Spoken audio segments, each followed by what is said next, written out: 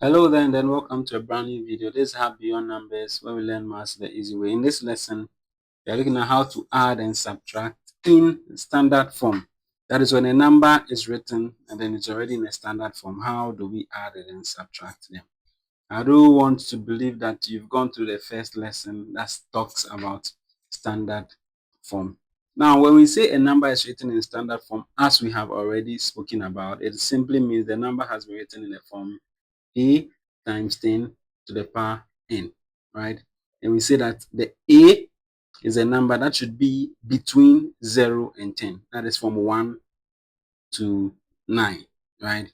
So that is your a should be greater than or equal to 1, but then it should be less than 10. And the n, as we said, can be any integer at all. It can be any integer.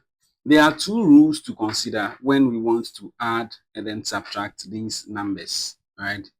As you can clearly see, the first of the rule says that if you want to add or subtract them, the powers of 10 must be the same. They must be the same. And if they are not the same, you rewrite 1 so that the powers match. Right. So the most important thing is before we can add or subtract numbers that have been written in standard form, their powers must be the same. So let's look at some examples, and from the examples you get more insight into what we are talking about.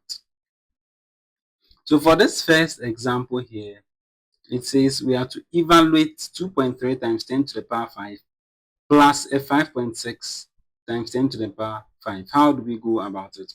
So as I've said, if you look at the question critically, you realize that both have the same index, right? And that is 10 to the power 5. Now, since they all have the same index, then our main point of focus here is these numbers. And that is 2.3. Then you write it as plus your 5.6. That is all we need. Then we are saying since the bases, the index are the same, all we do is we factorize them out. So 10 to the power 5. You see, there's no need writing them twice again. From there, you now work on your 2.3 plus the 5.6. One thing about addition of decimals is you make sure the decimal points are in line. So as I have my point here, I would make sure that this other number has its decimal point also in line with this. Then I'll write my decimals. So I now have 3 plus 6, which we know will give us a 9. Then we bring our decimal point, and then 2 plus 5, which will then give us 7. So what this means is what we have over here is actually a 7.9. So I can rewrite it as 7.9, then times my 10 to the power 5, 10 to the power 5, right? So this is our first example, and then it just follows straightforward. Let's look at some other examples that might include the index not being the same. How do we work them out if the index are not the same? So looking at this over here, we have 4.8 times 10 to the power 4. Then 3.2 times 10 to the power 3, right? So how do we go about it? Now you need to take note of the index we have over here. You realize that they are not the same. So as I said, we would have to now make sure they are of the same index. Now it is appropriate we express both in the biggest index. So this being 4, then this being 3. Let's express this here so that it will also have a power of 4. We write at 3.2 times 10 to the power 3. And it should be in mind that at the end of the day, we want the 3 to become 4. So how do we go about it? 3 can only become 4 if we add 1 to it. And from our studies on what we call indices, if we want to add this 1 to it, then it simply means let's multiply by 10. You see, because if we multiply by 10, there is a 1 here that can add to this 3 to give us the 4. Now, as you multiply your index notation by 10, then you have to come to the number and then do the opposite. You see, so we have to divide it by 10 so that we maintain the value. You see, so multiply by 10, then come and divide by 10. Then we can now continue with our evaluation. So we have 3.2 times 10, 3.2 divided by 10. You know, if you have a decimal and you want to divide by 10, all you need to do is to move your decimal point once. All right. So if you move our decimal point once, it then becomes a 0.32. Then times 10 raised to the power 3 times 10 raised to the power 1 now has become 10 raised to the power 3 plus 1. And we know 3 plus 1 will then give us 4. So if you look at it, you realize that we have been able to write this over here. That is a 3.2 times 10 to the power 3. It has been written as 3.32, 0.32 times 10 to the power 4. And that makes both index the same. Hence, we have 4.8 times 10 to the power 4, which is this first number here. And then plus 0.32 times 10 to the power 4. So since the index or the indices are the same, we can then work the numbers separately. And that is a 4.8 plus 0.32. We are working it separately. And this, as we did in our first one, will then become times 10 to the power 4. So you realize that the most important thing here is you trying to make the index the same. If they are the same, you just factorize them out and then work on your decimal. So you have 4.8, then plus, take note of where we have our decimal point. So I'll bring my decimal point here and then write my 3, 2, so that the numbers I am working with are arranged nicely, right? And we are trying to add. So I'll write my addition over here and then I'll do it out. Now we can add a 0 here since it won't change the value. So 0 plus 2 gives us what? A 2. Then 8 plus 3, we have 11. So we write our 1 and carry out 1 here, not forgetting our decimal point. So 1 plus 4 then gives us a 5. Evaluating further, it simply means the decimal part has given us a 5.12, then times your 10 raised to the power 4. And this here becomes our final answer, right? Very, very simple. Now, at this point, if you do understand, let's try one last one and then we see. So this is our last one here. And it says you have to evaluate 3.5 times 10 to the power 2 plus 6.2 times 10 to the power negative 1, leaving your answer in standard form and in 3 significant figures. Take note of the 2 requirements.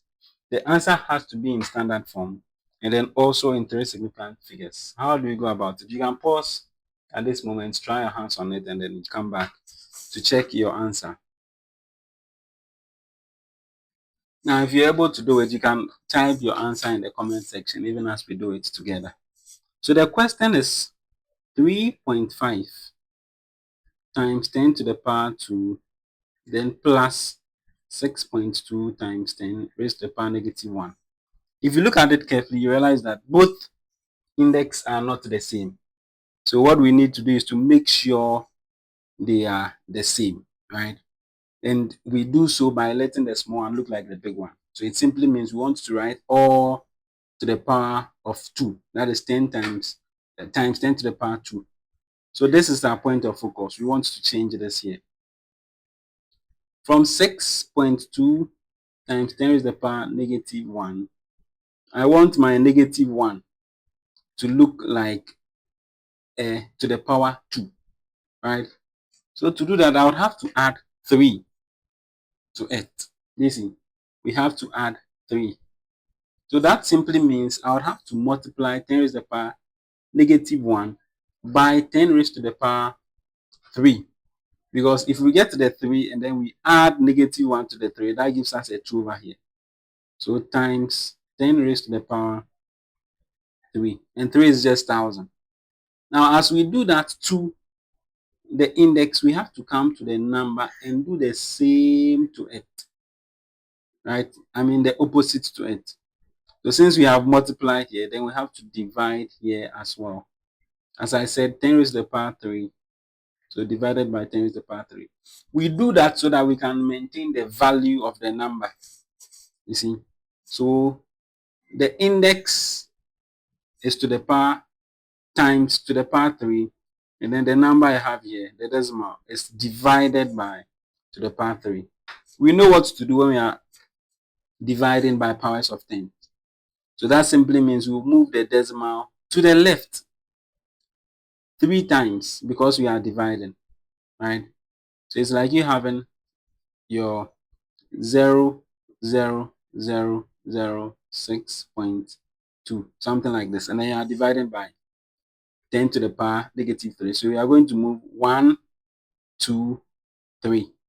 This is where our decimal point will now be.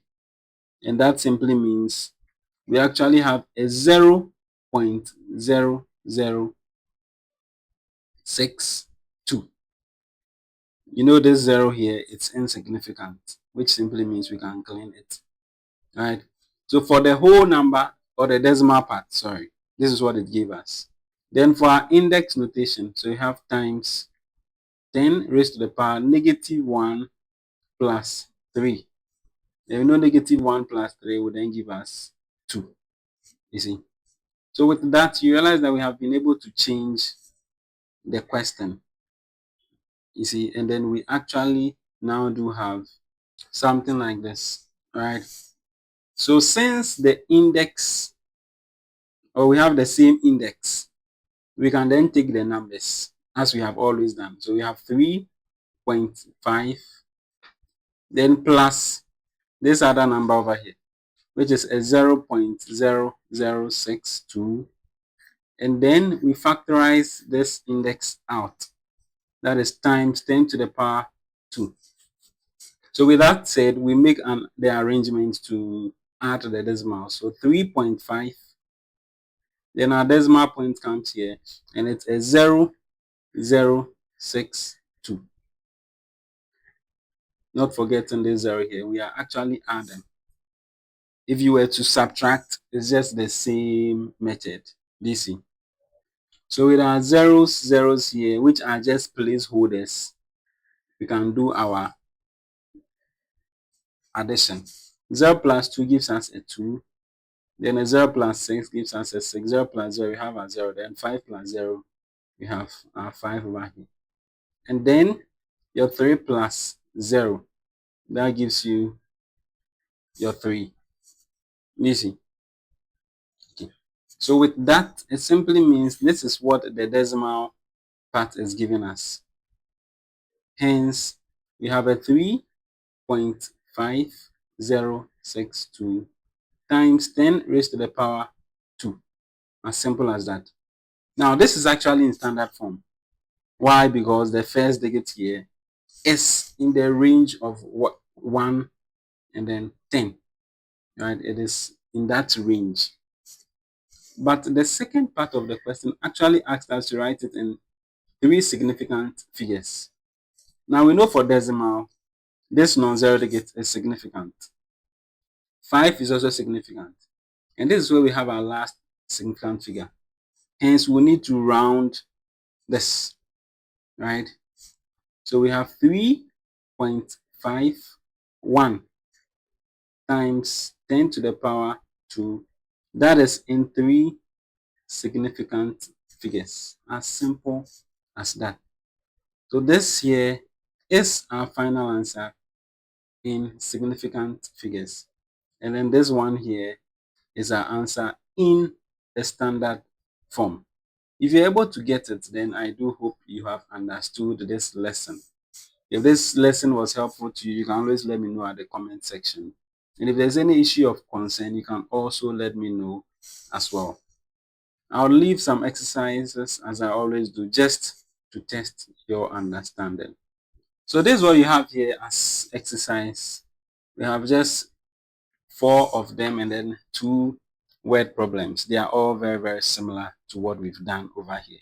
In our next lesson, we'll be looking at how to actually multiply and then divide numbers that are written in standard form.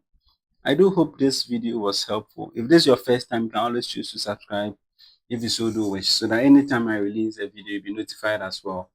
Stay blessed and bye for now.